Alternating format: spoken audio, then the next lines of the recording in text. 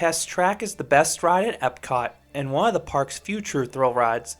This attraction holds the distinction as the fastest ride that Disney has ever built. The ride is a technological marvel combining high-speed elements with dark ride scenes.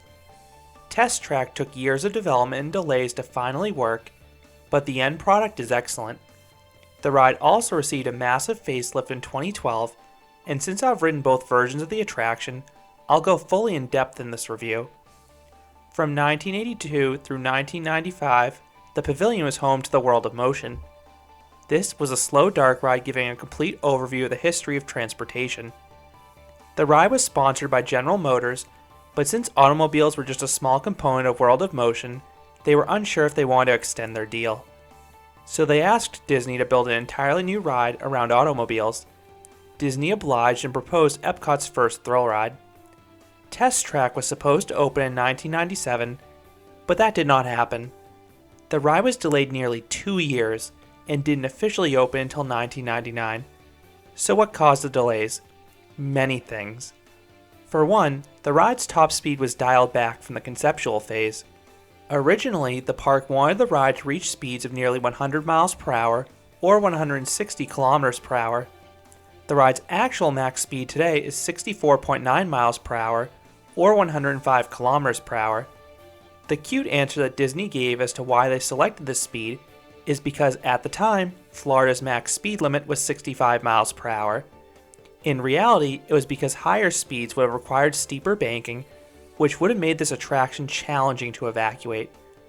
Unlike a roller coaster where the ride is gravity-driven, Test Track is basically a powered slot car. So if it had to stop in a highly banked turn, special equipment and protocols would have been necessary to safely get riders off the attraction.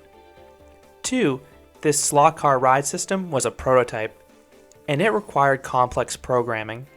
The system needed to rapidly accelerate and decelerate individual cars over the course of the entire ride, all while ensuring it maintained a safe distance from the other cars. This aspect of the attraction was similar to Indiana Jones' Adventure at Disneyland, which opened in 1995. However, Indiana Jones was notoriously unreliable in its early years, so the software wasn't flawless, and Test Track hit much higher speeds. Test Track's original programming could only have 6 cars on the course at once. That would have resulted in an hourly capacity of roughly 360 riders.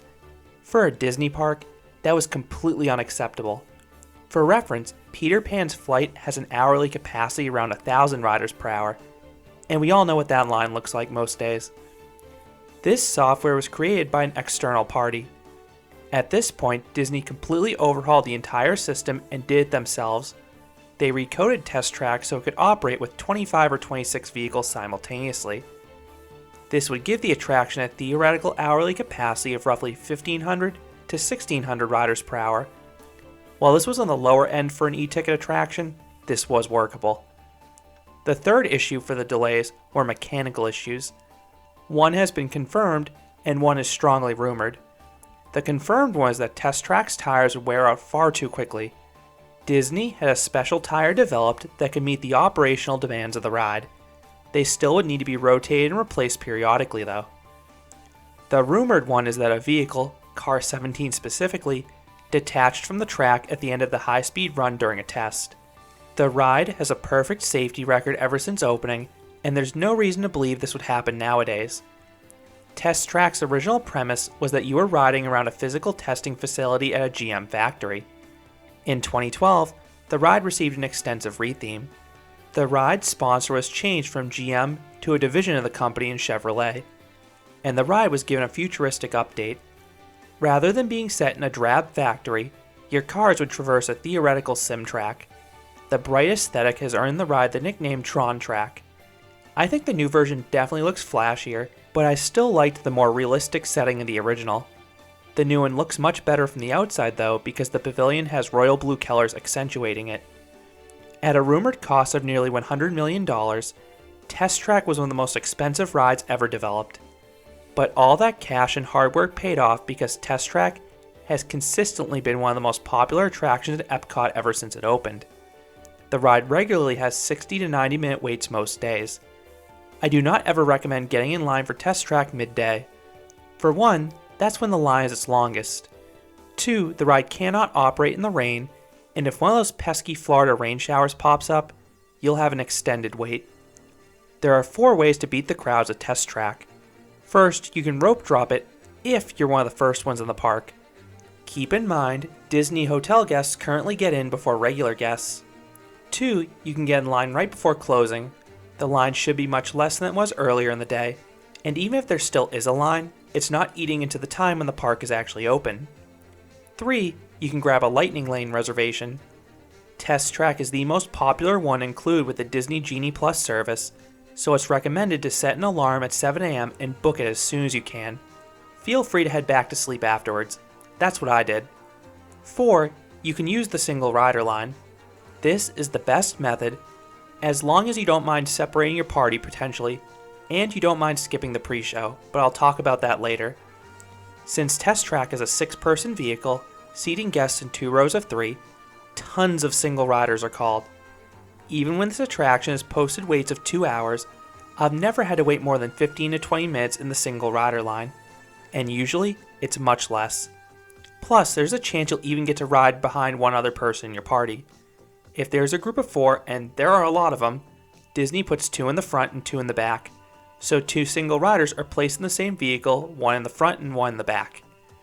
The outside seats have shoulder belts, and the middle seats have just lap restraints, mimicking the setup of the back row of an automobile. The one downside with these cars is that there is not much legroom, particularly in the outside because the wheel eats into your space. As for seat selection, I don't have a preference on this ride. If you're shorter, you may prefer the front for the less obstructed view. But from a ride force perspective, they feel identical because there's a windshield up front. For this part of the review, I will refer to the original Test Track that ran from 1999 to 2012 as OG Test Track, and the current version as Tron Track. Both versions follow the exact same course, but the visuals are different. Tron Track also has a musical score with narration during the ride, while OG Test Track only had narration. I love the audio choice of the update far more. It really adds to the experience. OG Test Track had a pre-show explaining all of the tests a motor vehicle sees. It was one of those old-fashioned Disney pre-shows that was both informative and awkward in the best way possible. Tron Track instead allows guests to design their own vehicle. It's not a pre-show per se, rather a design activity. I think this is much more engaging, especially because the premise of the ride is simple enough. You have tons of customization options and you can load the car onto your park ticket. During the ride section, you'll receive a score how your vehicle does during each test. It doesn't actually change the ride experience, but it's a fun way to wait out the last bit of the queue line and add a little bit of interactivity to the ride. Once dispatched, you round a corner. After an employee performs the seatbelt check, you're off. OG Test Track began with the hill climb test up a 26.5% grade hill. Tron Track instead teleports you into the sim track. The ascent isn't all that fast, but the audio and lights of the new version make it much more exciting. OG Test Track would then round a corner and head down a 23.5% grade downhill slope. And it was deliberately bumpy too, so it felt like you were going off-road. On Tron Track, this section is transitional, and the bumps feel much less pronounced. It also leads to a blatant ad for OnStar. OG Test Track would then test the anti-lock braking system next to a series of barriers and cones. It was reminiscent of a construction site.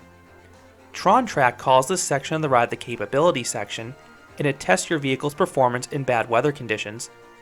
And the blue colors remind me of an icy storm, which I sadly have plenty of experience driving in being from New England, and I know just how much braking power you can lose in those conditions.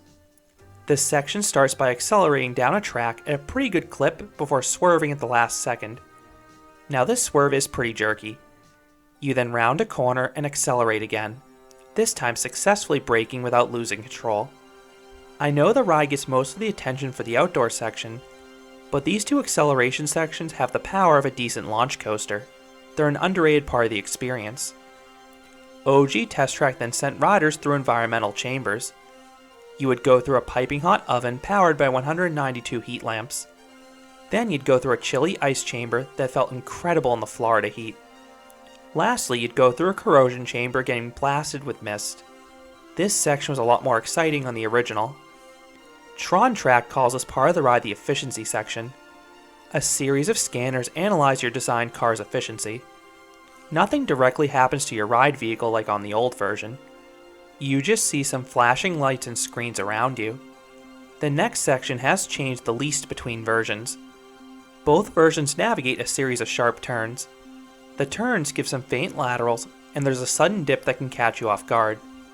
From a visual standpoint, OG Test Track felt like you were navigating a mountain road at night as you passed all those chevron signs. That makes the part where you swerve away from an oncoming truck even more frightening because it's a lot more realistic. Tron Track just doesn't have the same sense of realism. It's the same visuals, but they're lit blue, so it sort of feels like you're driving down Rainbow Road from Mario Kart, especially when you pass the same truck, this time decked out in flashing purple lights. The final test is the most exciting. OG Test Track called it the barrier test. You'd accelerate past a series of crashed cars, and at the very last instant, the door would raise, revealing the outdoor section. This was one of the sweetest near misses of any attraction. On Tron Track, this section is called the power test. The theatrics are cool with the pulsating lights and music as you accelerate forwards. And like the original, the door is supposed to open at the very last second. However, I've had a few recent rides where the doors have been stuck open. I don't recall this ever happening to me with the OG Test Track, but the theme change on Tron Track makes it much easier to get away with here. The outdoor bit is a rush. Sure, you may drive faster in an actual car, but I'm usually riding in a junky Volkswagen Jetta. On Test Track, you're basically in a convertible with the roof down, flooring it for a half mile. This section is all about speed. You can feel the rush of wind grazing off your hair, and if you raise your hands, you'll feel them being pushed back. Many of us have been on roller coasters faster than Test Track, but few of them can sustain speeds as high as Test Track for 30 straight seconds. It sort of feels like the never-ending launch of Superman at Six Flags Magic Mountain. And the sense of speed as you rip under the radar gun and fly around the reflective building is sublime. The one downside with this section is that you see the backstage area of Disney. And to be perfectly honest, I'm surprised Disney has never enclosed this section of Test Track to A, hide the backstage area, and B, allow the ride to run in the rain. But I'm too busy enjoying the speed to be bothered by the less than optimal views. You then slow down and re-enter the building. OG Test Track didn't really have anything to look at on the way back down. Tron Track at least provides the final scores for the vehicles. You then return to the station, ending the 5-minute experience that covers a whopping 5,246 feet, or 1,600 meters, so it was the longest Disney attraction in terms of pure length when it opened. Incredicoaster has since taken that title, but nearly 1 mile of track is still mighty impressive. And if you love souvenirs, watch out for that gift shop. It's a GM showroom. You'll never call a $30 t-shirt expensive ever again when you see a line of $30,000 cars ready for purchase. I really wonder how many Disney sells in a given day or year. So what would I rate Test Track? I would give either iteration of this high-speed dark ride a 9.5 out of 10. This is a wildly entertaining attraction. The highlight is easily the outdoor high-speed segment. It's every thrill seeker's dream being able to floor it like that on the open road. But the indoor sections are mostly good as well. I'm really just not a fan of the efficiency section, but the others are fun between their blend of movement and visuals. This is easily my favorite attraction at all of Epcot. I do prefer its sister in California though. Radiator Springs Racers may only have half the speed of Test Track, but that attraction has superior visuals during the dark ride segment, a course closer to that of a roller coaster, and the racing component. If you want to hear me gush more about that ride, I have an entirely separate review. So those are my thoughts on Test Track at Epcot. What are your thoughts on this ride? Did you prefer OG Test Track, or do you prefer Tron Track? Let me know down in the comments. If you enjoyed this review, I'd appreciate it if you gave this video a like, and you considered subscribing, because there'll be a lot more roller coaster and amusement park videos here at Canopy Coaster. Thanks for watching.